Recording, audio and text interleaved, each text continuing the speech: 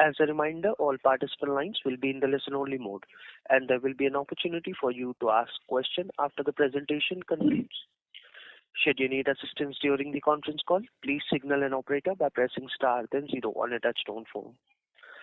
Please note that this conference is being recorded. I now hand the conference over to Mr. Anuj Sonpal. Thank you, and over to you, sir. Thank you. Good morning, everybody, and a very warm welcome to you all. My name is Anuj Sonpal from Valorum Advisors. We represent the investor relations of Heritage Foods Limited. On behalf of the company, I would like to thank you all for participating in the company's earnings call for the first quarter of financial year 2025. Before we begin, let me mention a short cautionary statement. Some of the statements made in today's earnings call may be forward-looking in nature. Such forward-looking statements are subject to risks and uncertainties which could cause actual results to differ from those anticipated. Such statements are based on management's beliefs as well as assumptions made by and information currently available to management. Audiences are cautioned not to place any undue reliance on these forward-looking statements in making any investment decisions. The purpose of today's earnings call is purely to educate and bring awareness about the company's fundamental business and financial quarter under review. Let me now introduce you to the management participating with us in today's earnings call and hand it over to them for opening remarks. We firstly have with us Mr. N. Brahmani, Executive Director, Dr. Sambasiva Rao, President, Mr. Srideep Kesavan, Chief Executive Officer, Mr. A. Prabhakara Naidu, Chief Financial Officer, Mr. J. Sambamurthy, Chief Operating Officer, and Mr. Upendra Pandey, CEO of Heritage Nutravet Limited, and Mr. Umakant Barik, Company Secretary and Compliance Officer. Without any further delay, I request Dr. Rao to start with his opening remarks. Thank you, and over to you, sir.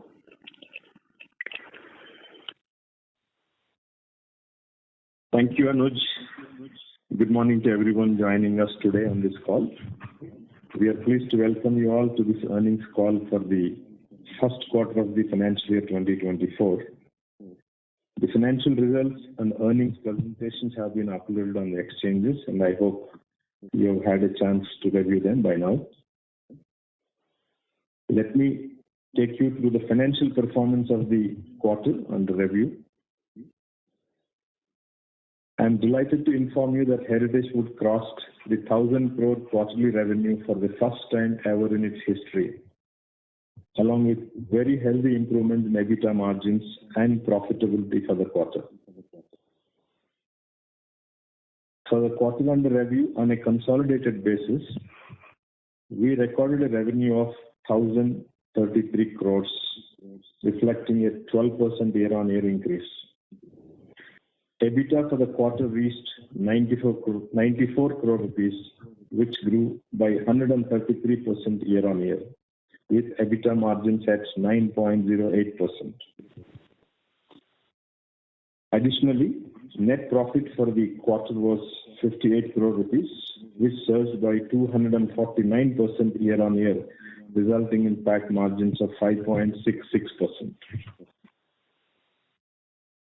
Now moving on to the operational performance, our milk sales volumes continued to grow steadily in quarter one, registering a 4.26% year-on-year increase to 1.13 million liters per day, with milk selling prices averaging 54.81 rupees per liter, up by 0.40%. Average milk procurement for quarter one stood at 1.62 million liters per day, making a 6.66% year-on-year growth. Average milk procurement prices for quarter one decreased by rupees 3.47 per liter, down by 7.75% compared to Q1 of previous financial year. Momentum in value-added products continued in quarter one with robust revenue growth of around 20%, reaching to 423 crore rupees, with value-added products contributing 41.5% compared to 38.6% in the Q1 of last financial year. This revenue includes consumer pack fat products of ghee and butter.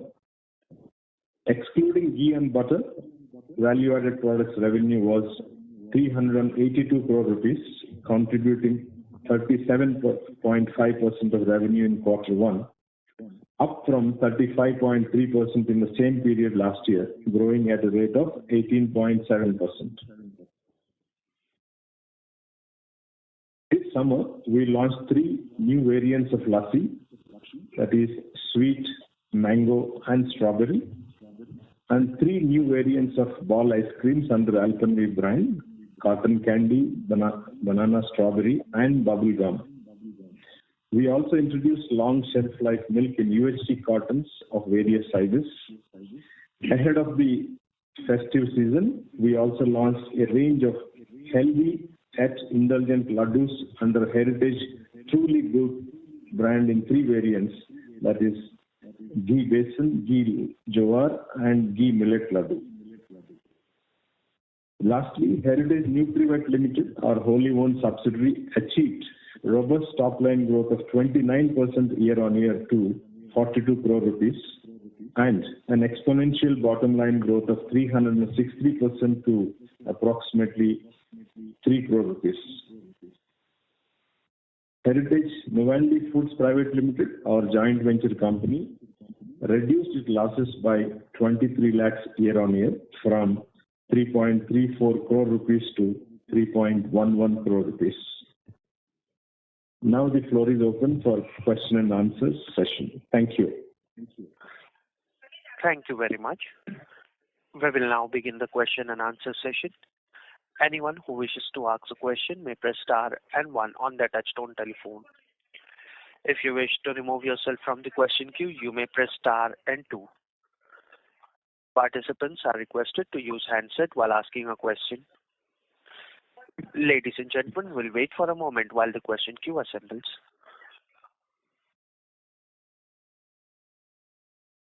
First question is from the line of Avinash Roy from Nuvama. Please go ahead.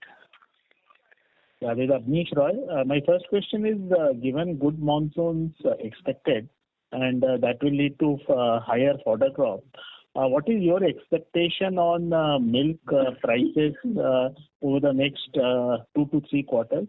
And till now, how much would be the price cut you have already taken, given your gross margins have expanded?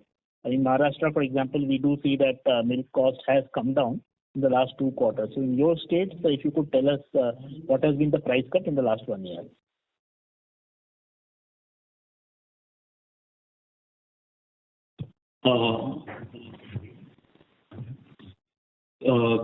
Okay. See, Sambamurthy, would you like to take the first question on price outlook?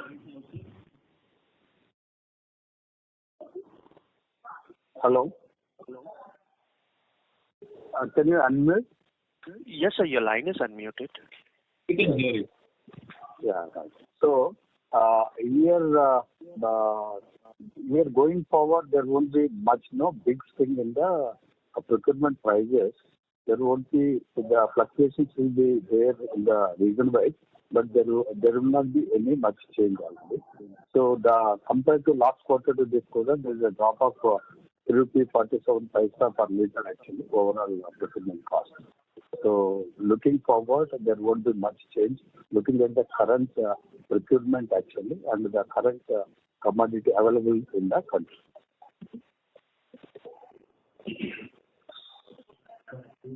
Oh, what was the price cut? Yes. Now I didn't know that. That is last quarter to this quarter, 3.47 paisa, 3 rupees 47 paisa per liter. That is the cut. Yes. And are you seeing increase in competition? We do see whenever the margins expand in dairy and FMCG companies, local players become more aggressive. So local, smaller, unorganized players become more aggressive. So would you comment on how the competitive intensity is in your market? Yeah, this is Shrideep here. See, these quarterly variances is nothing new to the dairy industry because there is always a lean season and a flush season, and there is also inter-year cyclicity that we have seen that happens once in 3 or 4 years. So I don't think there is anything unusual. After a very bad 2023, this was bound to happen. So I guess the industry expected it. And because of this temporary phenomenon, I don't think that we are not seeing any significant change in terms of the competitive intensity. We continue to compete, and in fact, actually, quite on the contrary, we are seeing consolidation happening in the industry at a very rapid pace, both on the procurement side as well as on the sales side. On the sales side, consumers are preferring known high-quality brands, which is helping all branded dairy companies like ours. And on the procurement side, because of that, because of the growing demand with the branded players, we are able to procure strongly with the farmers. Okay, understood. That's all from my side. Thank you. Thank you. Next question is from the line of Sameer Gupta from India Infoline. Please go ahead. Hi, sir. Good morning, and thanks for taking my question. Firstly, on the milk prices front, on the selling milk prices, so we have seen some pricing actions from industry leaders like Amul and Mother Dairy post the general election result announcement. Have we also taken any price hikes following them, or we continue to remain? And if so, do we have plans to take price hikes in line with the industry? Yeah. Thank you, Samir. This is Shrideep here. See, the price hike that Amul and Mother Dairy has done is in the northern part of India, where even farmer milk prices were slightly subdued. So, alongside the increase of the consumer milk prices, they also took up the farmer milk prices. For our business in the north of the country, we have also done similar, I think, in line with what Amul and Mother Dairy has done. But the dynamic in the southern part of the country, that is Maharashtra southwards, is little different. We had a good milk production period from last October till now, which means that there is sufficient milk available. There is stability on the procurement side in terms of milk prices are concerned. As we explained before, the raw milk procurement prices are lower by about 3.5 rupees in the southern part of the country per liter compared to same period last year. So there has been no need, as in there is no justification for us to increase the consumer prices at this point in time. And we do not anticipate taking up the prices immediately. Got it, sir. That is very clear. Secondly, on the EBITDA margin, now the company has done a 9% EBITDA margin this quarter, and this is a benefit of lower milk procurement prices. Also, the value-added contributions supposed to be the highest in first quarter of the year. So, if let's say milk prices remain where they are, would it be fair to assume that this is the peak, at least for the time being, and sequentially margins should start trending downwards? More importantly, where do you see this settling on a full year basis, the margin? Assuming that milk prices remain where they are and there is no bumper flush or a subdued flush. Yeah, thank you, Sameer. This is $1 million question. You're asking us to predict the future profitability. But if I can say that, see, in the last many quarters, we have always mentioned and ensured that, our objective is to stay in the corridor of 7 to 8% EBITDA. And we have worked hard to get here. Yes, at this point in time, we have a slight advantage as far as the milk price is concerned, and which may or may not remain. We do not know. And you also know that the dynamics of quarter 2 and quarter 3 are very different, both on the procurement side as well as on the sales side. On the procurement side, usually the fresh season starts from the month of October, November, post-Diwali. Which means that there could be further downside to the pricing. We do not know that yet. On the sales side, usually the fat sales go up with the festive period, whereas some of the profitable value-added products like ice creams and all come down. So there is dynamics on both sides. We will have to see. It will be our effort to sustain the margins, but then it depends on many other factors. Thanks, Shrideep. This is very helpful. I'll come back in the queue for any follow-ups. Thank you. Thank you. Next question is from the line of Aniruddha Joshi from ICICI Securities. Please proceed.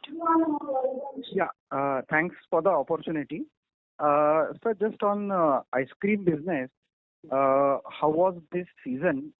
Because we have seen across the board strong growth in ice cream business.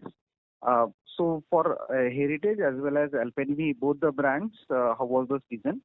And then secondly, we have seen multiple product launches from Heritage, and some of these products are actually competing with Novendi products also. So how should we read this, and any update on Novendi business as well? Yeah, this is Brahmani here. I can take the second question first, Mr. Joshi. Novendi's seen, I'm happy to say that we've seen strong growth, not just year on year, but quarter on quarter.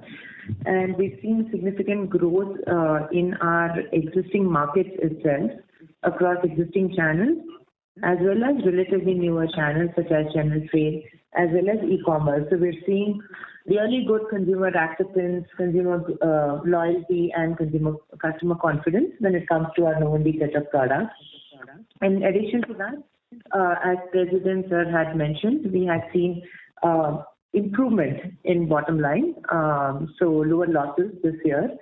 And we are seeing that given the fact that we're scaling and increasing in terms of volume, our costs are also getting better or optimized, for instance, logistics costs, etc. So strong growth over there and improvement in bottom line when it comes to Novendi business, which we expect to continue in the coming couple of quarters. In addition to that, there is no competition between Novendi and Heritage Foods when it comes to product portfolio. The joint venture company is into the business currently of making yogurts, stirred as well as set yogurts, drinkable yogurts.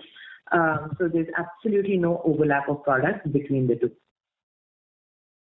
Thank you, Brahmani. This is Srideep here. Anirudh, on the first part of the question, which is regarding ice cream business. Ice cream business has grown at a strong 18-19% in first quarter in terms of volumes. In terms of revenue, it is close to 20% growth that we have seen. And the growth was it's very, very strong in the first part of the quarter one. And you're right, as far as maybe national average is concerned, quarter one was excellent as far as ice creams are concerned. But in the southern part of India, we had exceptionally, high levels of rainfalls in the second part of quarter one, which actually played a little bit of a spoilsport, and which softened the numbers a little bit. Otherwise, the numbers would have been even more higher. Okay, sure. Understood. Very helpful. Just last question. Just a quick update required on the subsidies. So as we understand, there is 6 rupees subsidy in Karnataka, I guess 3 rupees subsidy in Andhra Pradesh, and now Maharashtra government has also announced, I guess, 5 rupees subsidy per liter. Is this understanding correct, or please suggest if any changes are in this, and any other state if any subsidy is there? Yeah, thanks. That's it from my side. Yeah, Aniruddha is Sambasera here. There is a support price in Karnataka at the rate of 6 rupees per litre if the milk is supplied to cooperative. In Andhra Pradesh, there is no subsidy, but in Telangana, they have the same support price of 4 rupees per litre. Maharashtra has announced very recently this additional 6 rupees or 5 rupees, I think. It's 5 rupees, subject to the milk procuring 5 rupees, subject to milk procuring companies paying 30 rupees per litre for a particular quality of milk. Over and above that, 5 rupees government would offer to the same farmers. And there is no other state as of now giving such supports. Okay, understood. So Maharashtra subsidy is not just for cooperative, even Heritage or for that matter any private company can also avail, subject to they fulfill the required conditions, correct? Absolutely correct. And so is there any subsidy from central government? Because in last cycle we had seen there was a subsidy of around 50 rupees per kg on SMP export. So now I guess even most cooperatives are also pull with huge amount of SMP. So have you any, do you see any such possibility in the sector, or it would be a bit premature to say? As of now, there is no such support. We are not sure whether something is in the line. And it is incentive and not subsidy. Export incentive. Export incentive also. Correct. So as of now, there is no. Right now, yes, you're right. Oh, sure, sir. This is very helpful. Many thanks and congrats for great set of results. Thank you. Thank you. Okay. The next question is from the line of Vandit Dharamshi from Alpha Invesco. Please proceed. Hi team, and congratulations on great set of numbers. I think this is what we've been speaking about, and finally we're seeing that happen in numbers. First question is towards, I think some of our competitors and peers have taken some kind of price cut in our core Telangana Hyderabad market, while we continue to sell our products at the same price. So, any thoughts in terms of market share gain, loss, or how do we think of this? Thank you, Mandeep. Yes, we have seen that certain brands have dropped prices. Actually, this has never happened, and for the last 45 days since this happened, we have not seen any change in market share at all for us. So we have sustained the prices. We continue to sustain the prices. We have no plans to drop prices. Secondly, we have put in place several strategies to ensure that the damage because of any price disparity is to the minimum. Got it. And so my second question is, as we see, say, some competition coming up, and maybe we might not lose market share, but as more and more local competition comes up, would you think that our volume growth might take some kind of a softer hit in terms of how we've been doing right now versus what we have grown historically? Do you think that can happen because of more competition? So Mandeep, let me just break down the growth numbers, or rather growth potential opportunity for you. Even today, 40% of the total industry, roughly around 40% is what the organized players contribute. 60% is still in the unorganized sector, right? So it's not like unorganized players have just come in or they're taking an opportunistic fund. It's a largely unorganized market, and the level of organization varies from, for example, the highest level of organization is in the milk segment, where 50% of the volume is in organized, whereas the lowest would be in categories like paneer and all, where only 5% is organized. The growth that we are seeing is primarily because of consumers moving from unorganized to organized, not the other way around, right? Because consumers are demanding better and higher quality. They're also discovering, their affinity towards brands. So, for example, we are seeing very clearly that our consumers who used to buy only heritage milk are now buying heritage curd, heritage paneer, and even heritage ghee as well. So people are buying into the idea of the brand, and that is what is helping us drive our growth.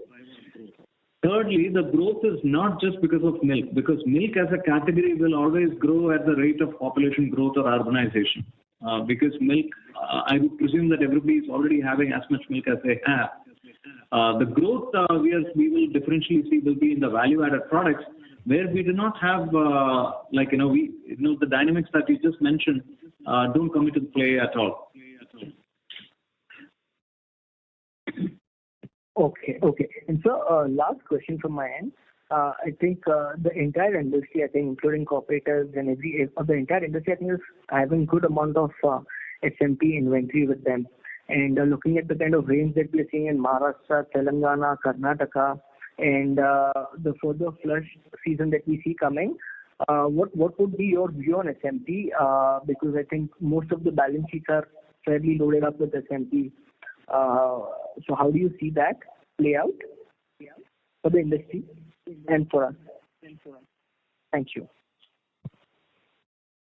This is Srideep here. I'll request our CFO, Prabhakar Naidu, to give a comment on our SMP stock, and then I'll answer the second question. Good morning, sir. We have a SMP stock as on 30th June, 4,586 tons. Value is 117 crores, 117.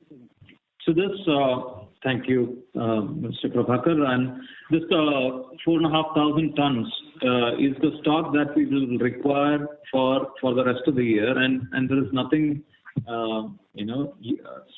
special for us, because every year we cover ourselves for the commodities that we require till the end of the year, which end of the year in the sense calendar year, which is November, December.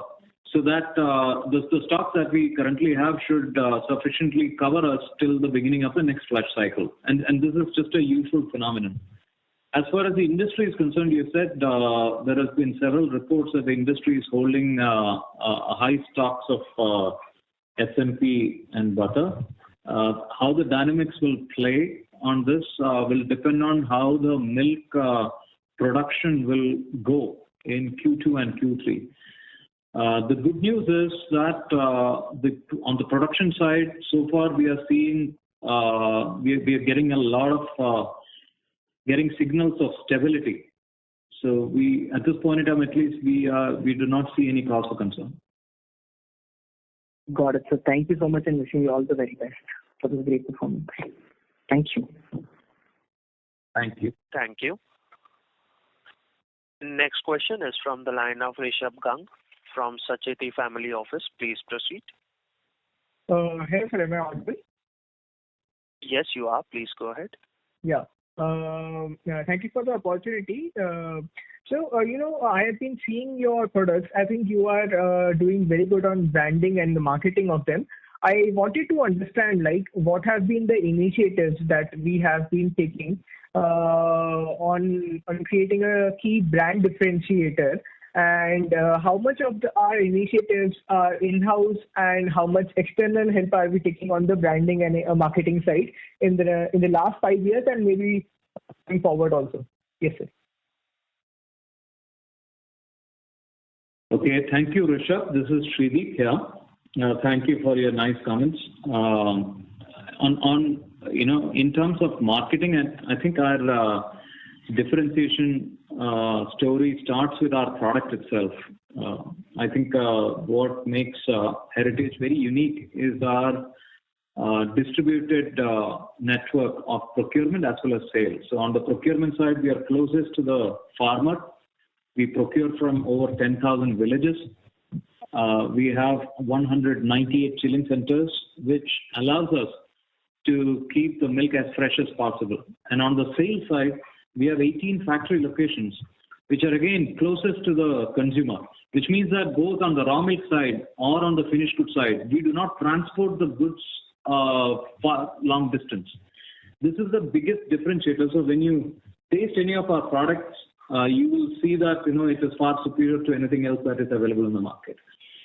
Further, in the last several years, our marketing team and R&D team have worked closely in improving our product superiority even further. So we spend a lot of effort, time, and money in terms of improving our product. So a good amount of investment goes into that as well. Apart from all of that is communicating the superiority to the consumer. And for that, we work with multiple partners in this. On the creative side, we work with Leo Burnett as the agency.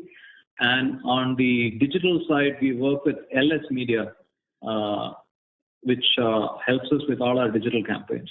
And we also work with several top of the game packaging design firms, which help us really create clutter-breaking packaging designs.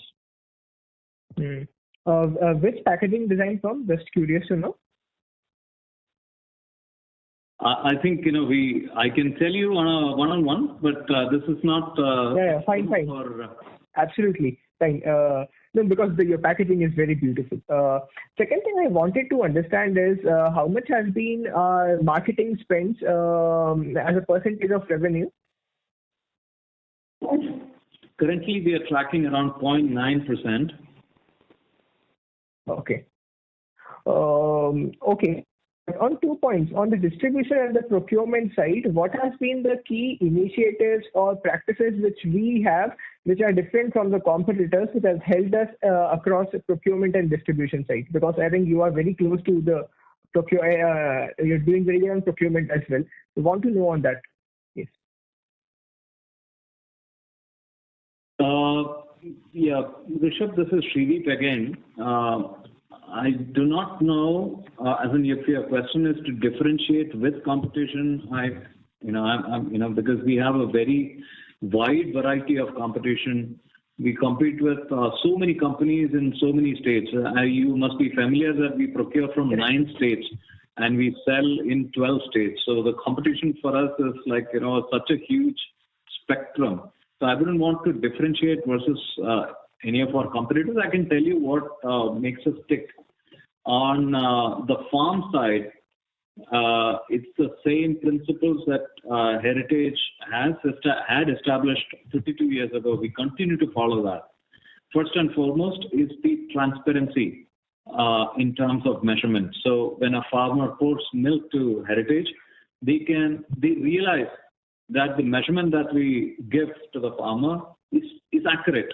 And for somebody who's been pouring milk to an unorganized vendor collecting milk in the villages, the difference is so obvious instantly. Secondly, is fair price.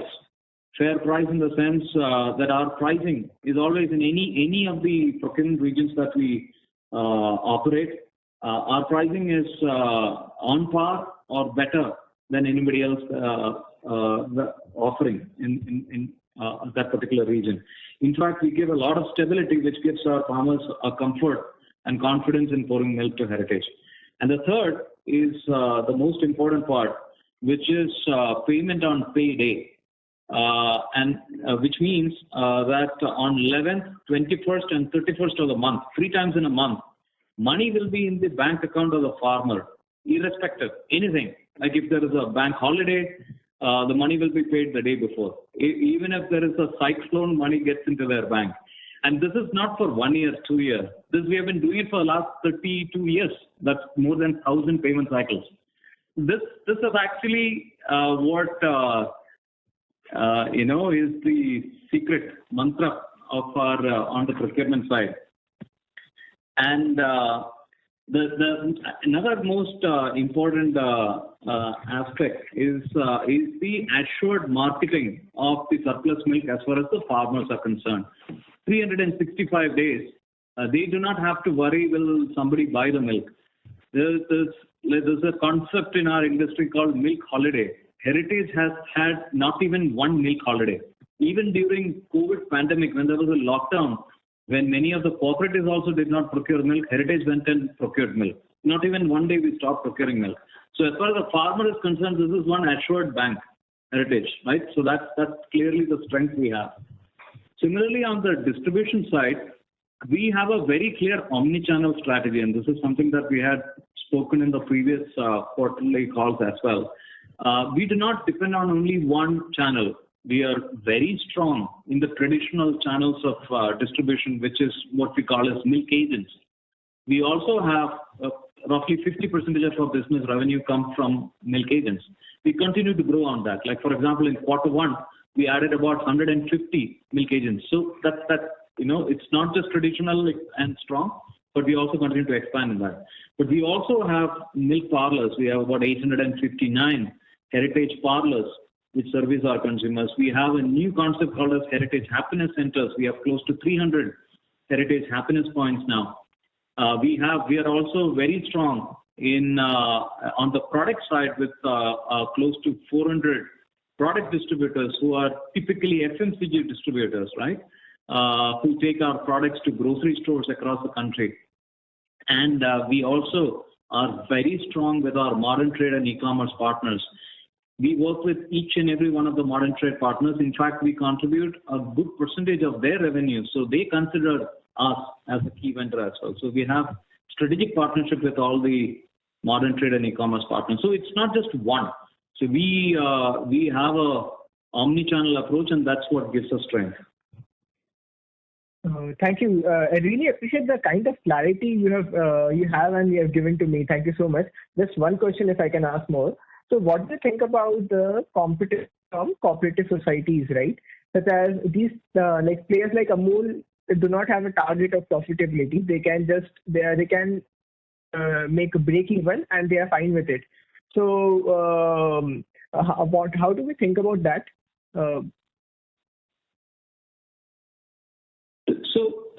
Rishabh, this is Srideep here. I'll just say that, maybe you're asking this question for the first time. Every quarter we get asked this, and I'm sure Heritage has been asked this question for the last 30 years. All I can say is that in 1992, when the industry was liberalized, there were the private organizations' contribution to the dairy industry was zero. Today, of the total organized play, private brands like Heritage contribute 55%, whereas all the cooperatives put together contribute only 45%. And you have our revenue report in front of you. You will see that our growth is always ahead of cooperatives. So how we do it, I just explained to you on the procurement side as well as on the sales side. I can't say anything more than the product. And the product. Yes. Yeah, just to add to what Srideep had beautifully articulated, which is very close to our heart, it's also the fact that we're always listening to the consumer in the different markets that they're operating, and we are heavily quantitatively, not just qualitatively, but quantitatively driven in that direction. So we are listening to the consumers, we get brand insights through internal as well as external teams, and what we're seeing consistently quarter on quarter is that our brand, Heritage as a brand, top of mind, or in terms of trials, or in terms of repeat purchases, not just for milk and curd, but also for other value-added products, has been significantly increasing. Now, it's not me talking from my heart or my mind, but numbers show that to us. So I'm very happy to be sharing that. And also qualitatively what comes out is people trust us as a brand, and we are seen as a very hygienically produced set of portfolio of products, and this is what drives them towards purchasing Heritage products. Also, our DNA is very effective. We have a large S&D team that across channels keeps growing the number of touch points in terms of retail stores as well as other channel sort of outlets that we touch. So that's been supremely effective for us in the last couple of quarters. Thank you so much. Excellent insights. Very grateful. Thank you. Thank you. Next question is from the line of Kiran Kumar from InvestWise. Please proceed. Thank you for the opportunity. So I have a couple of questions. How are we trending on curd? Since Q1 will be our biggest quarter for curd, what is our growth rates of curd versus last year same quarter? Kiran, our growth is 13% in terms of volumes. Okay. And my second question is on procurement. I missed from last year to this year, it is 3 rupees 47 paisa. You have dropped your prices. Can I just know the same number for Q4 to Q1? How much we have dropped?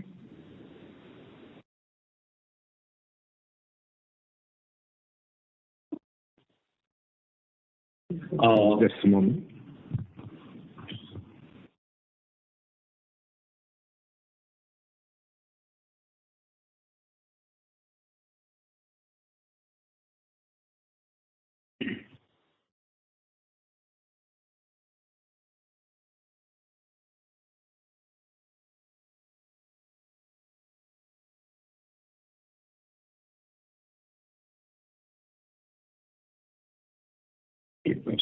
Yeah, we'll come back to you, Kiran, on that. Meanwhile, we can take another one. Yeah. My last question is on SMP. You said you have some around 4,500 tons of SMP. Can we know the mix of buffalo cow? Because I presume our buffalo BMCM ratio, referring to our previous investor calls, it is some 80-20% or something. So is the SMP also in a similar ratio, 80-20, or is buffalo more than cow? Is it something like that? Yeah, it will be more or less 50-50. And last thing is on sales distribution. So how are the sales mix in the geography, like agents, distributors, we have our parlors. How are we distributed among it? A rough percentage mix. Can we have that numbers? Sorry, Kiran, could you please repeat that question? So what I was saying is the sales mix in the geography what we sell among distributors, agents, we sell in modern trade and we sell to our own parlors. Do we have a specific percentage, means rough percentages? How much percentage of our sale is going to agent? How much percentage of our sale is going to our parlor? Is there a rough percentage? Yeah, so we can give you very high level numbers. Okay, so the traditional channels, as we call it, are primarily agents and parlors. They contribute close to about 70%, and the rest is all the the newer channels that we have opened. Yeah. And are we present on e-commerce also? Of course. Where are you based? Which is your city of residence? I stay in Bangalore. Please order Heritage on Swiggy, Zepto, Big Basket. In fact, our presence in e-commerce in Bangalore is far stronger than in many other cities. Okay, I'll do that. Okay, request you to buy and try our products today. Definitely, I'll do it. Yeah, you asked the question as far as the landed cost. Yeah, 24 paise it has increased compared to Q4. Okay, got it. Thank you for the opportunity. Sir. Thank you. Ladies and gentlemen, in order to ensure that the management is able to address questions from all the participants in the conference, please restrict your questions to 2 per participant. If you have any follow-up questions, you may rejoin the queue. Next question is from the line of Vicky Punjabi from UTI Mutual Funds. Please go ahead. Yeah. Hi, Shrideep. Thanks for taking my question. This just I mean, 2 questions from my side. I think one is, when in the past we have alluded to the fact that there are margin expansion levers that we have, like cost efficiencies, the gain in share of value-added products. How far have these? How much of more juice can you extract from these aspects going forward? I believe currently we are being helped by procurement prices being lower, but once the inflation returns, how much of juice can be extracted from these levers going forward? Sure. So you hit upon a point which we have been discussing over the last several quarterly calls. So one of the biggest lever that we spoke about is the shift from milk towards value-added products, and you can pretty much imagine that we still have a long way to go, right? Last year we closed with a value-added product contribution of close to about 29.6%. So we can say roughly 30. This year it is our aim to improve it by another 3%. We still have some way to go before we reach the 40% target that we have set for ourselves, and maybe and hopefully we should reach there in the next 2 years. The second is as far as the operational excellence is concerned. we had mentioned in the previous calls as well that some part of the capex is allocated towards replacement capex, and the replacement capex is done with a very clear automation and operational cost reduction perspective, which we still have some good way to go. This year, last financial year was a year where we were able to reduce operating costs by close to about 50 paise per liter, and which is actually significant. And we think that we can further reduce it going into this year as well. So that there's still a long way to go. There are many other operational efficiency parameters, efficiency initiatives that we are working on. For example, logistics. We're still, on a single metric of liters of milk per kilometer as a metric is something that we are trying to improve through better vehicle organization, better route planning, conversion of fossil fuel vehicles to electric vehicles. We still have a long way to go in all of these things. We are making good progress. We are seeing those efficiencies kick in, but we are encouraged by the fact that we still have a long way to go. Sure, thanks. And just last thing, I wanted to understand, with realizations in milk kind of falling off, would the growth actually trend down going forward? I mean, because I don't think we can. More than a mid-single digit volume growth is actually possible in the liquid milk segment. So from the expectations of possibly around 6 to 7%, would the actual growth in liquid milk segment going forward be a little lower than what we generally, what would we be targeting? This quarter we grew milk by 4.6%, and almost all of it came from volume growth because we did not increase the prices at all, right? Now, but that need not be the case forever. We do not anticipate any price increase in the coming 3-4 months, but usually cost increase, inflation, it's not just the procurement price cost increase, right? There is fuel cost increase, there is employee benefit increase, cost increase, general inflation that is happening in the country, overall consumers' grocery basket inflation increase.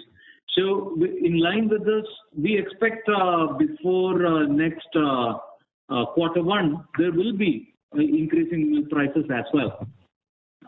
So which means that we should be able to sustain either through volume expansion or through pricing initiatives, sustain a mid-single digit or a high single digit kind of growth rate as far as milk is concerned.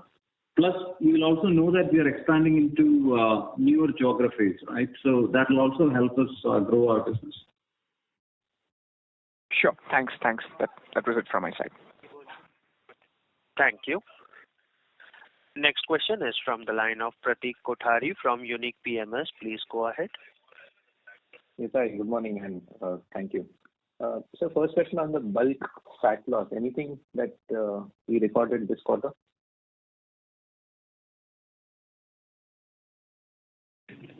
Yes, about 7. Yes. We booked 7 crores of loss as far as. One second. The CFO will be answering this in a minute.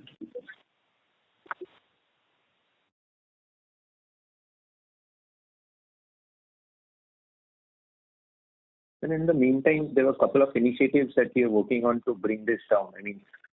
Increase our procurement increase our cow milk procurement, do more value added or do more consumer fats. Any update, any progress on that? Yeah, you can. Bulk fat loss is minimum, actually only 3-4 lakhs, and then only consumer fat loss is 6.4 crores has been taken. So bulk fat loss is 0 and consumer is 6.5. Yes, 6.4. Yep. So, as far as the milk procurement expansion is concerned, it's an ongoing process, and every year we keep adding, every quarter, in fact, every month, we keep adding our what you call as village level collection centers, and that work is ongoing. So we expect by the end of the year we would enter another 1,500 odd villages, which will keep the milk flowing. More importantly, in these villages, what we are also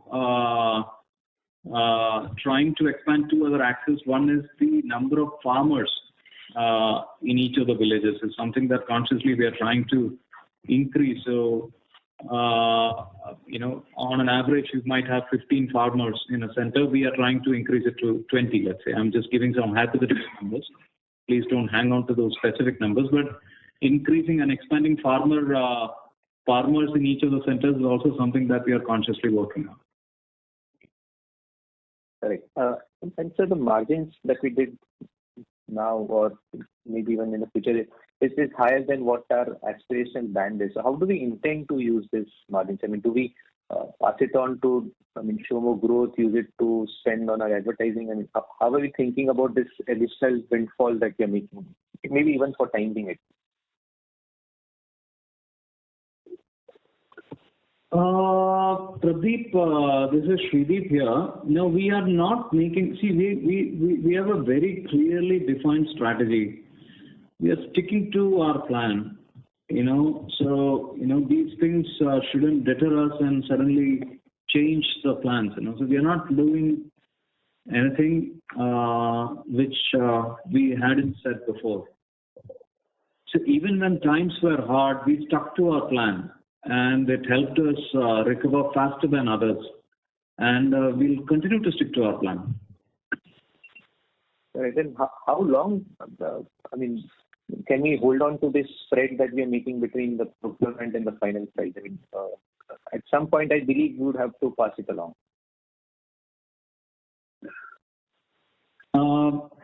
No, see, this is very speculative. I wouldn't be in a position to answer it. I wouldn't know. As in, whatever I say would be purely speculative. I'm asking because we have seen multiple such cycles in the past. So, like you said, every 3, 4, 5 years this comes along. Listen. If there is, usually what happens if this kind of margin sustains. Let's say, for example, 10% EBITDA margin is a given forever and ever and ever, right? If that's the case, then I think all dairy players, not just Heritage, forget Heritage, all private players have a serious job of expanding the category itself. Like I mentioned some time back, only 5% of the paneer consumption in this country is from organized branded play. Only 9 to 10% of the curd consumption in the country is organized play. People still make curd at home. Only 20% of the ghee consumption in the country is organized play. People still make ghee at home. So we will if this kind of margin is a given, then naturally this is purely hypothetical, Pradeep. That then dairy will become like every other FMCG company. The advertising to sales ratio will go to 2%, 3%, etc. So the category momentum will increase. That's all I can say. But this is a very hypothetical question and purely speculative. Correct. And the last issue. Sorry to interrupt, Mr. Kothari. May we please request you to rejoin the queue? Thank you.